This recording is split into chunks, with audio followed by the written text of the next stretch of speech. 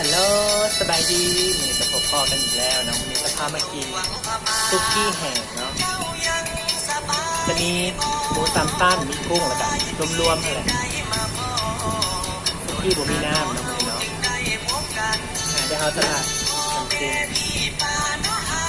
อันนี้เป็นน้ำจิ้มของออริจินอลเลยเด้อแซ่บกระปุกละ450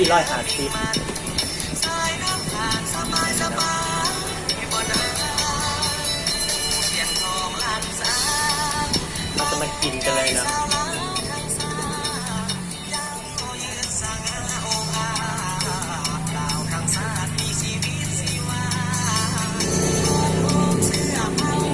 เสียงรถเสียงรางพี่น้องเอ้ยมีไข่นะแม่แซ่บว่ะน้ำจิ้มเนี่ยคือว่าแซ่บเลยเนาะ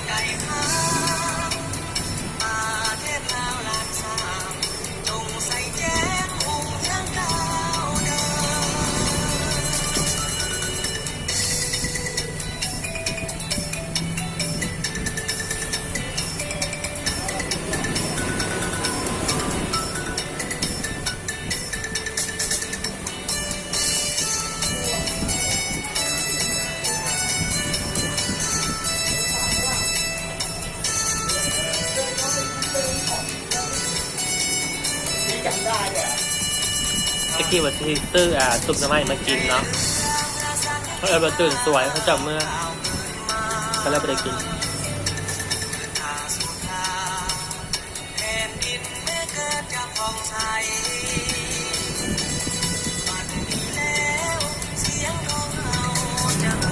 ซุกี้แห้งแล้วบะหมี่น้ำเด้อ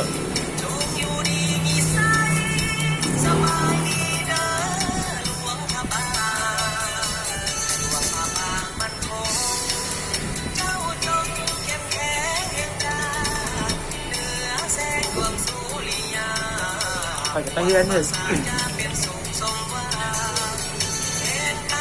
ขอจะไปเรียนขนมเค้กขนมเค้กอะไรนะขนมเค้กญี่ปุ่นนะเป็นแบบนุ่มดึงนะลงทะเบียนเรียนแล้วยังไม่ได้ไปจะโทรมาถามยังไม่ได้ขึ้นมาก็อยากพามาตายเลยยังไปแหละต้องทะเบียนไว้ยังไม่ไปเรียนเมื่อเห็ดขายแต่เห็ดขายอยู่บ้านเรียนเห็ดเค้กแบบบีบทีมแบบเป็นซอสดอกไม้เกาหลีขนาดค่าเพื่อนประมาณ5,900นี่จะบีบทีมเสือ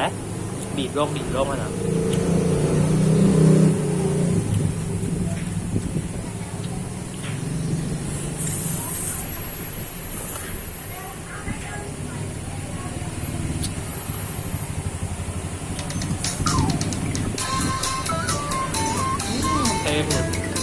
นี่จะเพลงมันหมด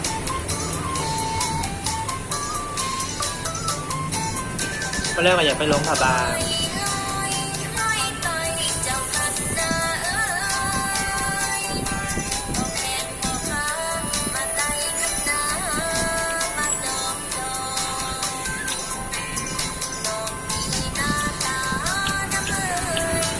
ข่าวดีอินสตาแกรม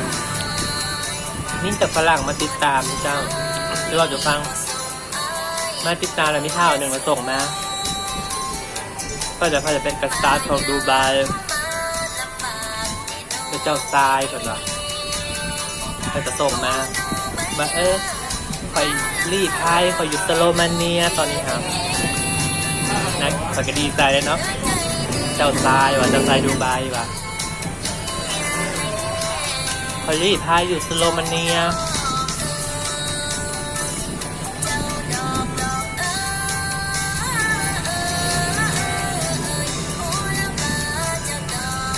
มาเอาไปเอามาแบบเป็นน้ำต้มตุนเพื่อนจะเป็นเจ้าทรายแต่ว่าเพื่อนจะไปเห็นคุณอยู่ประเทศนั่นประเทศนี้นะแล้วกลับไปแบบไปถามเขาว่าถ้าอยากให้ส่วนหัวในการเห็นบุญน้องข่อยบอจะโอนเงินขับบัญชีข่อยเด้อว่าสันหัวบ้า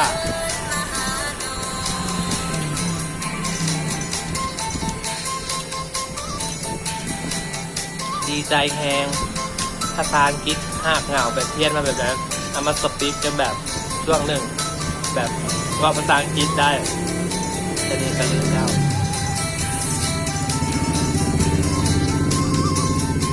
ตามมือตาดีเนาะตาโตแบบจุด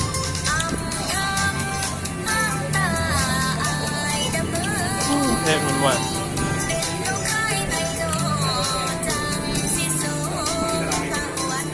เล่นหน้าเป็นสดเลย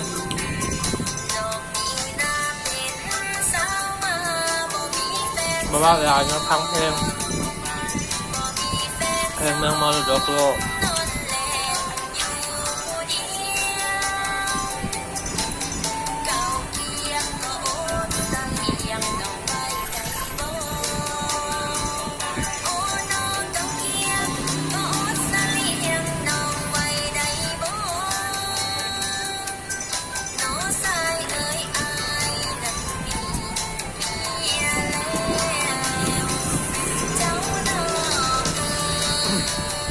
คลิปแต่ละคลิปมันไม่บอกว่าไวหรือว่าอย่างเด้อเป็นน้ำข่อยร้านน่ะมันไวเองเนาะข่อยอยากให้แบบว่าคนมันน่าเบื่อเนาะข่อยใหญ่ห้านอาหารญี่ปุ่นจ้ะจะกินแซ่บๆเด้อรีวิวหลายๆข่อยอยากจะรีวิวเบเกอรี่ห้างตรงไหนวะแต่เป็นคนไปยังไงถ้าเยอรมนีจะอยู่เบอร์ลินแล้วมาเปิดห้างอาหารอิตาเลียนแล้วเบิ่งคลิปก่อนเนาะที่แห้งบรรดาใจของเรามาอยู่แล้วก็เบิ่ง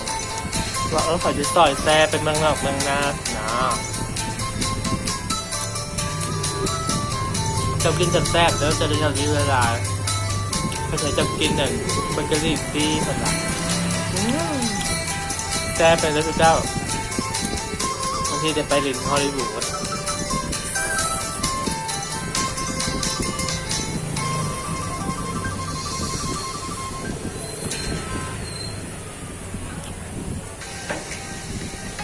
เพลงมันแบบเยอะเท่านี้ก่อนแล้วอย่าลืมกดไลค์กดแชร์ไปติดตามมันอย่างเดียวอยู่ช่อง YouTube ขอใช้ลิงก์ทางด้านเทิงเลยค่ะ